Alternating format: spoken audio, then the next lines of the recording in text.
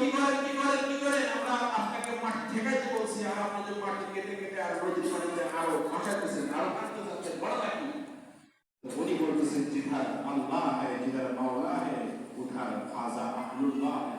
যেদিকে আল্লাহ আল্লাহ ভাঙতে চাচ্ছেন আর আমি আল্লাহর ভাঙাকে ঠেকাবো, আল্লাহর সঙ্গে আমি একত্ববাদ স্বীকার করলাম, আল্লাহ ভাঙতেছে আমিও ভাঙতে চাচ্ছি। কিতাবের ভেতরে লেখে খাজা আহলুল্লাহ এক কোদাল মাটিও নদীর পানিতে ভেসে যায় নাই। আল্লাহ বলেছে দেখ কর, উনি আমার একত্ববাদ স্বীকার করেছেন। আমরা আল্লাহর বিরুদ্ধে চলে থাকি আর তারা আল্লাহর পক্ষে কাজ করেছে, যার কারণে তাদের সফলতা এসেছে। ইতিহাসের পাতাতে তাদের নাম স্বর্ণ অক্ষরে উঠেছে।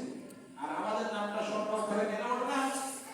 আল্লাহ যেদিকে আমরা উল্টা দিকে। আল্লাহর সঙ্গে পারা যাবে? আল্লাহর সঙ্গে পারা সম্ভব?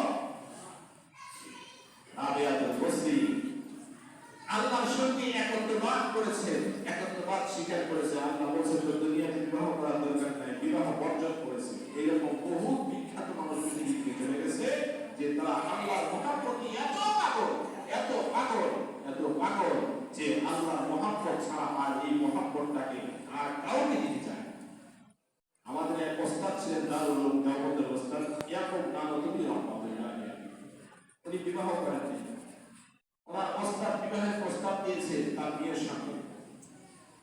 দেখে বলেছে এই ইয়াকুব আসো তুমি এদিকে, তোমার বিবাহের জন্য একটা মেয়ে আমি প্রস্তুত করেছি। বলে কে? বলে আমার মেয়ে।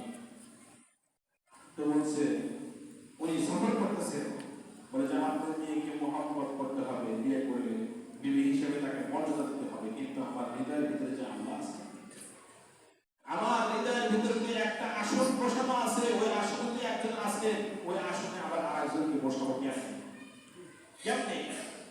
এমন একজন বুজুর্গ ছিলেন যে নবী সাল্লাল্লাহু আলাইহি ওয়াসাল্লামের রওজায় আখাদের কিনারে গেছেন, সালাম দিয়েছেন, নবীর রওজাতে নবীকে সালাম দিচ্ছে আর উনি কান পেতে শুনতেছে নবী সালামের জবাব দেয় কিনা। ছাত্ররা জিজ্ঞাসা করেছেন আপনি সালাম দেওয়ার পরে কান এইভাবে দেন কেন, কান আগায় দেন কেন? বলে যতক্ষণ পর্যন্ত নবীর সালামের উত্তর না আসে ততক্ষণ পর্যন্ত আমি এই জায়গা থেকে সরতে চাই না। নবীর উত্তর পাইলে আমি এখান থেকে চলে যাই। তাহলে কেমন মানুষ হলে আল্লাহ কতটুকু নিকটে গেলে রওজায়ে আদহাম থেকে পয়গম্বর সালামের উত্তর দেয়? আল্লাহকে কত খুশি করেছেন। বলে ঠিক আছে, তাহলে তুমি বুখারী হাদিস পড়াও। উনি তো বুখারী পড়াতেন, শ্বশুর বুখারী পড়াতেন হাদিস, তোমরা কি বলছো তুমি বুখারী? বলে ঠিক আছে বুখারী দিতে পারো, কারণ বুখারী পড়াইলে নবীর সঙ্গে কথা হবে আমার। আমি যখন দিনের বেলা ছাত্রদেরকে পড়ার জন্য দরসে বলবো, আমি যখন পাঠদান করবো, আমাকে তো রাত্রে এটাকে পড়তে হবে। আমি রাত্রে যখন পড়বো গোপনে আমি মুহাম্মদ রাসূলুল্লাহর সঙ্গে কথা বলবো। এই মাস, এই দামি মাস, এই মহান মাস আমাদের সামনে আসছে। আল্লাহ এই মহান মাসটা আমাদেরকে কেন দিয়েছেন? কেন দিয়েছেন? আল্লাহর সঙ্গে সম্পর্ক কায়েম করার জন্য। কত বড় মহান মাস! পয়গম্বর মুহাম্মদ রাসূলুল্লাহ বলেন যে এই মাসের একটা নফল হয় অন্য মাসের ফরজের সমতুল্য।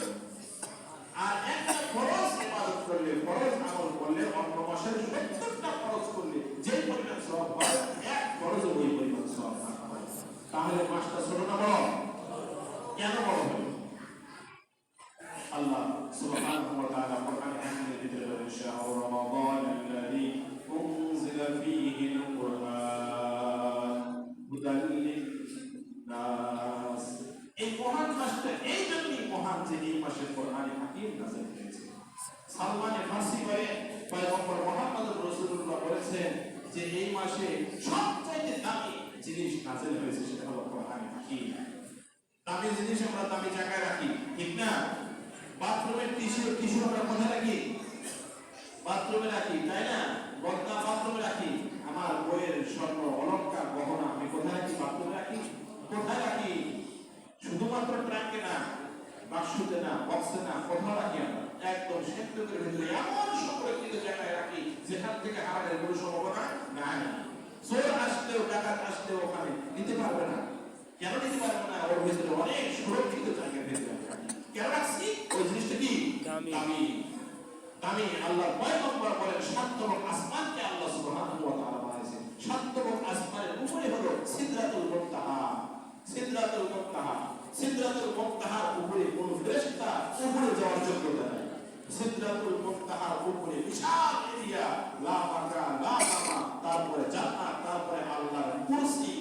আল্লাহ যেখানে আছেন, আল্লাহ যেখানে সমাসীন আছেন, কুরসি, ওই কুরসির উপরে আল্লাহ সুবহানাহু ওয়া তাআলা লৌহে মাহফুজকে সংরক্ষণ করেছেন, আটকায় রেখেছেন। ওখানে আল্লাহ সুবহানাহু ওয়া তাআলা তার কোরআনকে ওখানে সংরক্ষণ করে রেখেছেন।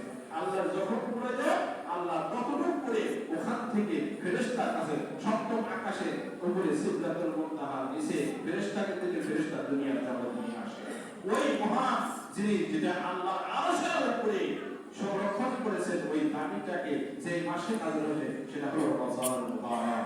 আল্লাহ সুবহানাহু ওয়া তাআলা বলেন শাহরুর রমাদান আল্লাযী উনজিলা ফীহিল কুরআন, মহান মাস, এই মহান মাসের